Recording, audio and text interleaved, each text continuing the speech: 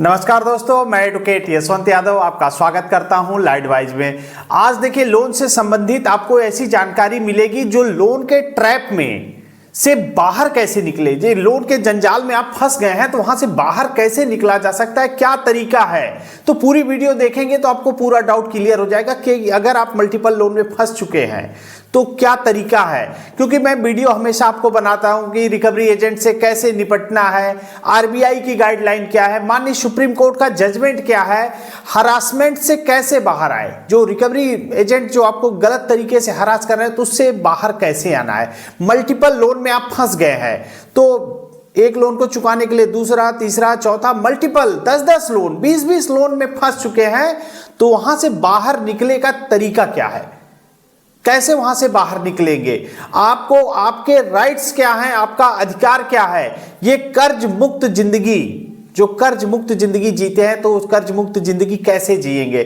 क्योंकि बहुत सारे इतने कॉल आते हैं, इतने फोन आते हैं, इतना रिकवरी एजेंट इतनी कानूनी प्रक्रिया का वो धमकी देते हैं कि बहुत सारे लोग आज वो इस दुनिया में नहीं है। इतना मेंटली हरासमेंट कर देते हैं कि वो आत्महत्या तक कर ले रहे हैं। तो ऐसा आपको नहीं करना है। या आप देखिए, डिफॉल्ट हो गए हैं, कोई बात नहीं, डिफॉल्ट हो गए कोई बात नहीं, आप जेन्युइन डिफॉल्टर हैं। जेन्युइन डिफॉल्टर और बिलफुल डिफॉल्टर, दो तरह के डिफॉल्टर होते हैं। डिफॉल्टरों में भी कैटेगरी होती है। एक होता है जेन्युइन डिफॉल्टर। जेन्युइन मतलब किसी विषम परिस्थिति, जॉब लॉस हो गया, एक्सीडेंट हो गया, व्यापार में घाटा हो गया, कोई पारिवारिक समस्या हो गई, या फिर कहीं आपने कहीं मतलब ऐसी कंडीशन जहां पे किसी विषम परिस्थितियां आपके विपरीत होने के कारण जो लोन डिफॉल्ट होते हैं उसको जेन्युइन डिफॉल्टर कहते हैं। एक होते हैं बिलफुल डिफॉल्टर, माने आपके अकाउंट में पैसे पड़े हैं, आप नहीं देना चाहते, आपकी नीयत खराब है, आप डर नहीं रहे हो, तो जब आपके ऊपर कानूनी प्रक्रिया हो जाएगी तब फिर वकील खोजते पड़ो कि भाई एडवोकेट साहब बताइए कैसे है, तो पता चलेगा अब तो देर हो चुकी। तो जेन्युइन डिफॉल्टर, विषम परिस्थिति के कारण आप डिफॉल्ट होते हैं तो मल्टीपल लोन के ट्रैप में फंसते हैं, तो कैसे बाहर निकलना है आज उस पर पूरी वीडियो देखेंगे। आपका पूरा डाउट ही क्लियर हो जाएगा कि आपको बाहर कैसे निकलना है। पहला काम, अगर आपने एक लोन लिया है तो कभी भी एक लोन को चुकाने के लिए दूसरा, दूसरे को चुकाने के लिए तीसरा, चौथा, पांचवा, सिबिल बचाने के चक्कर में आप लोग अपना नुकसान कर लेते हो, मल्टीपल लोन में फंस जाते हो। तो स्टॉप लॉस, रुक जाओ। अगर ऐसा कुछ हो रहा है, मल्टीपल में फंस चुके, स्टॉप लॉस, रुक जाओ, अपने लॉस को खत्म करो। नहीं दे पा रहे हो, रुक जाओ। लोन की संख्या मत बढ़ाओ, मल्टीपल लोन मत बनने दो। एक लोन लियो, नहीं दे पा रहे हो तो सिबिल बचाने के लिए दूसरा लोन मत लेना। सिबिल बचाने के लिए दूसरा लोन मत लो, नहीं तो मल्टीपल लोन में जब फंस जाओगे, जहां पे एक नोटिस आ रही वहां 10-10 नोटिस आएगी, एक कॉल आ रहा है वहां 10-10 कॉल है, जहां 50-50 कॉल है 100-100 कॉल आने लगेंगे। तो करना क्या है आपको आज, पहला काम तो एक लोन को चुकाने के लिए एक लोन को चुकाने के लिए दूसरा लोन नहीं लेना है। अगर आपको लगता है डिफॉल्ट होने वाले हैं या हो चुके हैं या हो रहे हैं किसी भी कंडीशन में, आपको कंपनी को, क्या आपने कंपनी को लीगल प्रायर नोटिस दिया? क्या आपने कंपनी को अवगत कराया कि मेरी ये विषम परिस्थिति थी, मेरा जॉब लॉस हो गया या कुछ भी जो भी हुआ हो आपके साथ? क्या आपने रिटर्न में, वर्बली बैंक हमेशा फोन पे बात नहीं कर, बैंक हमेशा रिटर्न में बात करती है, जरिए रजिस्टर्ड डाक एडवोकेट के माध्यम से स्पीड पोस्ट भेजिए, एडवोकेट के लेटर हेड पे भेजिए। कंपनी को एक लीगल प्रायर नोटिस आप जरूर दे दीजिए एडवोकेट के माध्यम से। उसमें आप अपनी टर्म्स एंड कंडीशन, क्या दिक्कतें आई, क्या समस्या आई, जो आपके साथ हुआ हो, जो डिफॉल्ट हुए, जो भी रीजन रहा हो, जो भी कारण रहा हो, उसको मेंशन करते हुए एक मजबूत ड्राफ्ट बना करके कंपनी को भेज दीजिए। पहला काम कंपनी को लीगल, पहला काम तो हो गया कि मल्टीपल लोन में मत फंसिए, एक लोन लिया है सिबिल बचाने के लिए मत करिए। दूसरा, लोन डिफॉल्ट हो गया है, कंपनी को लीगल प्रायर नोटिस जरिए रजिस्टर्ड डाक एडवोकेट के माध्यम से। तीसरा, यदि हरासमेंट आपको किया जा रहा है, कॉल पे कॉल, एक दिन में 100-100, हमारे बहुत सारे क्लाइंटों के पे एक फोन जा रहा है, दूसरा वेटिंग पे आता है, ऐसा भी हो रहा है कंडीशन। ऐसा भी होता है कि नहीं आपके साथ? एक फोन आपने बात कर रहे हैं रिकवरी एजेंट से, दूसरा वेटिंग में आ रहा है रिकवरी एजेंट का, अगर आप मल्टीपल लोन के डिफॉल्ट है तो। ऐसे आपके साथ कंडीशन होती होगी, तो ऐसा होता है तो आप कमेंट्स में बताइए। हाँ सर, एक कॉल पे रहती है, दूसरा वेटिंग जाता है। आपके साथ अगर ऐसा होता है तो आप भी बताइए कमेंट्स में, क्योंकि आपके कमेंट्स सब लोग देखेंगे, जो लोग मल्टीपल लोन डिफॉल्ट हैं तो उनको भी तो पता चलेगा कि हाँ ऐसा है, तो कॉल आना बंद। उसके बाद अगर फोन पे कोई आपको देखिए, आज हमारे क्लाइंट के पास फोन आया था, उसमें एक रिकवरी एजेंट था, उसने भी फर्जी पुलिस बन करके फोन कर दिया, यहां तक कि पुलिस को क्या, उसके थाने के पुलिस को भी फोन कर दिया। वो रिकवरी एजेंट बता रहा है मैं यहाँ दिल्ली थाने से ऐसा ही बोल रहा हूँ, इनके नाम पे केस हुआ है, इनको घर पे ऐसे, तो वो तो पुलिस था, उसको तो पता है कि कोई ऐसे आदेश तो आता नहीं है जैसे ये बता रहा है। तो रिकवरी एजेंट की इतनी हिम्मत बढ़ गई है, वो थाने पे पुलिस को भी फोन कर दे रहा है गलत तरीके से। तो पहली बात तो जान लीजिए, फर्जी पुलिस, फर्जी एडवोकेट बन के जो बात करते हैं उनको समझ जाइए। देखिए, आपके पास कोई एडवोकेट, चाहे वो तहसील स्तर का हो, चाहे सुप्रीम कोर्ट का हो, चाहे हाई कोर्ट का हो, चाहे डिस्ट्रिक्ट को, कोई भी एडवोकेट अगर वो एडवोकेट है तो फोन नहीं करके डरा सकता। एडवोकेट का राइट्स नहीं है। एडवोकेट का काम है कोर्ट में नोटिस भेजना, उसका काम है लीगल नोटिस भेजना, काम है प्रायर नोटिस भेजना का। आपके फोन करके डराना धमकाना एडवोकेट का काम नहीं है, ये फर्जी एडवोकेट है। और वो जो आज हमसे बात हुई, वो फर्जी एडवोकेट और फर्जी पुलिस जो बने हुए थे, वो आज हमारी वीडियो भी देख रहे होंगे, क्योंकि मैंने बताया था, मैंने आज शाम को वीडियो बनाऊंगा तो आप देख लेना। और वो मुझे ही धमकी दे रहा था कि मैं तुम्हारे चैनल बंद करवा दूंगा, ये करवा दूंगा, ऐसे कर दूंगा, तुम्हारे पास इतने फॉलोअर कैसे हैं, इतने।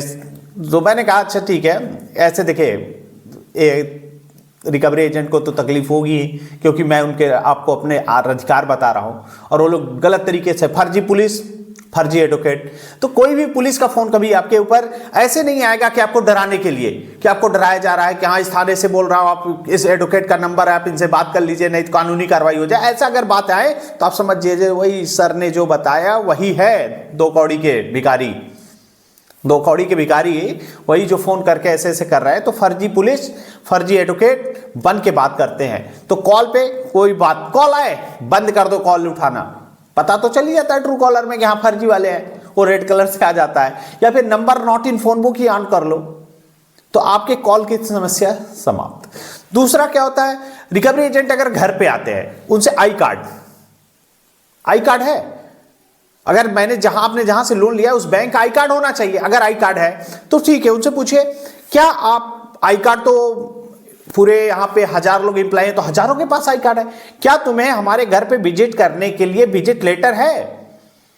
तो कहेगा विजिट लेटर नहीं है। अगर है तो ठीक है, नहीं है तो कोई बात मत करिए। क्यों? क्योंकि विजिट लेटर होना चाहिए। एम्प्लॉय तो 1000 है तो 1000 लोग आके हमारे यहाँ रिकवरी करने आएंगे, जिसके पास विजिट लेटर होगा वही तो आएगा।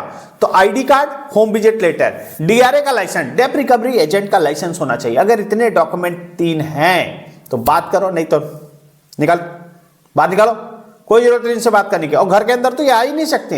अगर घर के अंदर आते तब तो ढंग से उनको समझा दो। समझाने का मतलब होता है कानूनी प्रक्रिया का सहारा लो, 112 फोन करो, पुलिस आकर के खुद ठीक कर देगी उन लोगों को। और ज्यादा बदतमीजी करे, ऊंची आवाज में बात करे, गाली गलौज करे, तुरंत वीडियो बनाओ और उनकी कंप्लेन करो। जब तक डरोगे तब तक डराएंगे, ये जान लो। रिकवरी एजेंट जब तक डरोगे तब तक डराएंगे। यहां तक कि ऐसे भी हमारे क्लाइंट हैं जिनके यहां रिकवरी एजेंट आने से डरते हैं। क्यों? उसका भी कारण है। क्यों? क्योंकि रिकवरी एजेंट जो आ रहे थे वो फर्जी है, और फर्जी रिकवरी एजेंट आने से डरते हैं। क्यों? क्योंकि उनको पता है, इनको पूरा राइट्स पता है, अगर यहाँ पे जाएंगे तो दिक्कत हो जाएगी। तो इसलिए कुछ ऐसे फर्जी रिकवरी एजेंट हैं जो आने से भी डरते हैं। तो पहला काम, कॉल से झंझट आपका समाप्त, उठाइए ही मत, कोई जरूरत नहीं है फर्जी पुलिस और फर्जी एडवोकेट का फोन करने का, कॉल उठाने का। ID card, visit letter, DRA का लाइसेंस। और जब तक डरोगे तब तक डराएंगे, नहीं डरोगे तो डरना बंद कर दोगे तो ये कुछ नहीं कर रहे। होते ही कमीशन बेस पे कमीशन मिलता है। और तीसरा जो होता है कानूनी नोटिस, जो भी कंपनी आपको नोटिस दे रही, कानूनी नोटिस मतलब recall notice, demand notice, arbitration notice, bank की तरफ से नोटिस, एडवोकेट की तरफ से नोटिस, कोर्ट की तरफ से नोटिस, जो नोटिस आए, नोटिस का आपको ऑब्जेक्शन, आपत्ति पत्र देना जरूरी है। आर्बिट्रेशन प्रक्रिया अगर ऑब्जेक्शन जरूर डाल दीजिए सुप्रीम कोर्ट के जजमेंट के साथ। रिकॉल नोटिस आए, डिमांड नोटिस आए, उसका जवाब दे दीजिए। रिप्लाई आपको करते रहना है, किसी एडवोकेट के माध्यम से आप उसको रिप्लाई कराते रहिए, कोई नोटिस आते जाए।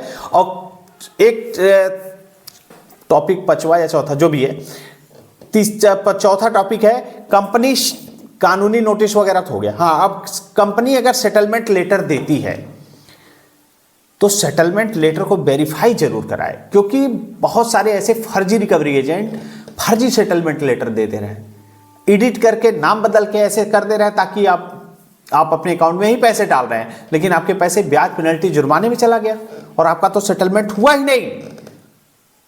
और एजेंटों की बातों पे कभी विश्वास मत करें, एजेंटों की बातों पे कभी विश्वास मत करें। क्यों? क्योंकि ये एजेंट कमीशन बेस पे होते हैं, ये अपने पैसे कमीशन के लिए कुछ भी मतलब किसी भी हद तक गिर के काम कर लेते हैं। फर्जी नोटिस भेज देते हैं, फर्जी सेटलमेंट लेटर भेज देते हैं, फर्जी पुलिस बन जाते हैं, फर्जी वकील बन जाते हैं, यहां तक कि सजा तक का इनका बस चले तो ये जज भी बन जाए और कहते मैं आपको सजा दे रहा हूं, फोन पे ही बता दे मैं आपको 2 साल की कारावास दे रहा हूं, तो ऐसा भी बोल देंगे ये फर्जियों से। क्योंकि आज वो फर्जी जो रिकवरी एजेंट है मेरी वीडियो जरूर देख रहा होगा, बड़े मन से देख रहा होगा, क्योंकि मैंने भी उसको ढंग से मतलब ढंग से उसको समझा दिया है, तो उसको तो समझ में आ गया है। क्योंकि मैंने बताया था, मैंने शाम को आज पर डे में वीडियो बनाता हूं, आप क्या अपडेट है, क्या नया अपडेट है, सुप्रीम कोर्ट का क्या गाइडलाइन है, आरबीआई क्या गाइडलाइन है, आपके राइट्स क्या है, अधिकार क्या है, कैसे इस जंजाल से फंसे बचना है, कैसे निकलना है। और ये प्रक्रिया तो रिकवरी एजेंट आज जरूर देख रहा होगा कि मैंने उसको टाइम भी बताया था, आज शाम को मैं वीडियो बनाऊंगा तो देख लेना, तुम्हारे सब डाउट क्लियर कर दूंगा। तो फर्जी पुलिस, फर्जी एडवोकेट अगर बन के कोई बात कर रहा है तो उसको उसकी भाषा में ढंग से जवाब दे दीजिए। और उसके बाद कोई नोटिस आती है, जो प्रक्रिया होती है, एजेंट की बातों का बिल्कुल विश्वास ना करिए, फर्जी होते हैं, गलत तरीके से बात करते हैं, बदतमीजी की तरह से बात करते हैं, उनको उनकी भाषा में जवाब दीजिए। 112 फोन करिए, पुलिस बुलाइए, पुलिस उसका खुद ही काम कर देगी, क्या करना है क्या नहीं करना है। क्योंकि अगर वो जेन्युइन होगा और उसके पास ID कार्ड भी, DRA लाइसेंस या सब कुछ होगा, तो कभी गलत तरीके से बात ही नहीं करेगा। उसे ट्रेनिंग दी जाती है कैसे रिकवरी करना चाहिए, क्या प्रोसेस है, क्या तरीका। और ये रिकवरी एजेंट फर्जी वाले हाई स्कूल इंटर पास तक होते हैं, पता नहीं इनको आप लोग सर कहते हो, सर कहने लायक ही नहीं है। सर तो आप लोग सर पे चढ़ा लोगे, तो उनको उतार दिया करो ढंग से। ID card, visit letter, DRA license है तो बात करो, नहीं है तो आउट, बस ये। और डरोगे तो डराएंगे, और बिल्कुल डरने की जरूरत नहीं है। और कोई नोटिस आए, recall notice, demand notice, arbitration notice, या फिर आपके पास payment and settlement act section 25 का नोटिस कलकत्ता से आता है, अहमदाबाद से या जयपुर, जहां से भी आता है, मैं आपको एडवोकेट प्रोवाइड करा दूंगा, आपकी बेल करा दूंगा, आगे का जो प्रोसेस है वो सब करा दूंगा। और कोई दिक्कत 13(2) का नोटिस है, 13(4) का नोटिस है, किसी प्रकार का नोटिस है तो हमारा नंबर है, आप हमसे संपर्क कर सकते हैं। मैं अपनी बातों को यही समाप्त करता हूं। जय हिंद, जय भारत, धन्यवाद।